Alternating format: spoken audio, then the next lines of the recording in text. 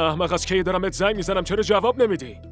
داشتم چمدونمو میبستم. 2 ساعت دیگه به دبی پرواز دارم. پسر تو چطور میتونی منو تنها بذاری یا بری؟ اول اون ادیب غیب شد، بعدش هم تو. ببین، تو هر کاری میکنی باید تنها انجامش بدی.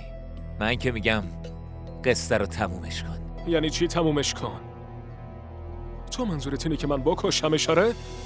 ببین، اگه تو میخوای زنده بمونی باید اونو بکشی، وگرنه یه روزی موش و گربه بازی تموم میشه و میری پای چوبه یه دار.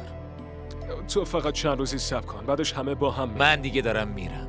خودت میدونی یا خودت. خدافظ. به من گوش کن، به من گوش کن. الو الو الو الای بابا.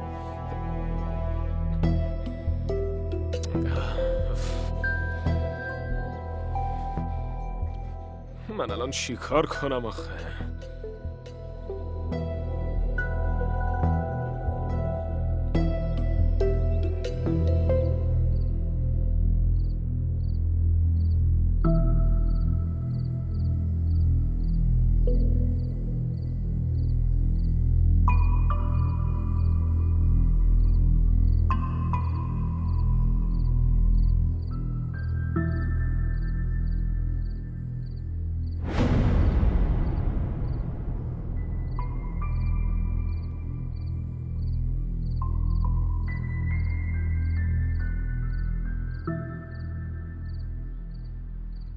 شما دوتا اینجا چی کار میکنید؟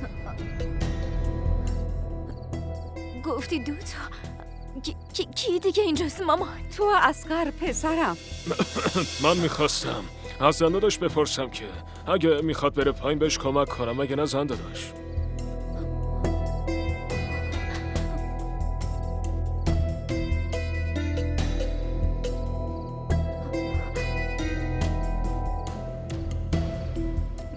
احمد،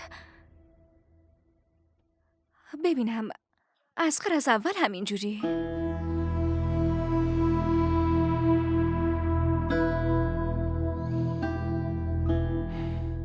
آره یه کمی بود، ولی الان نمیدونم چه شده.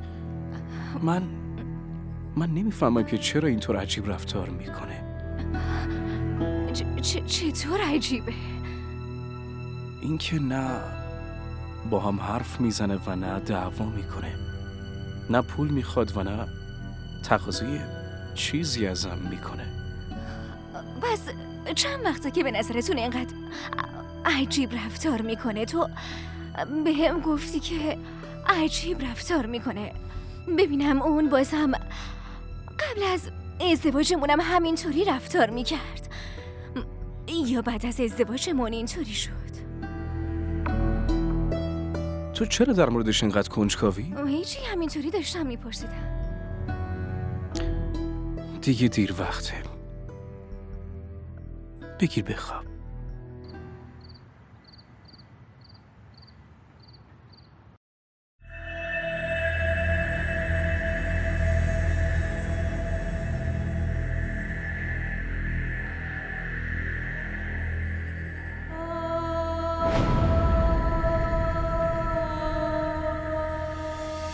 اصغر!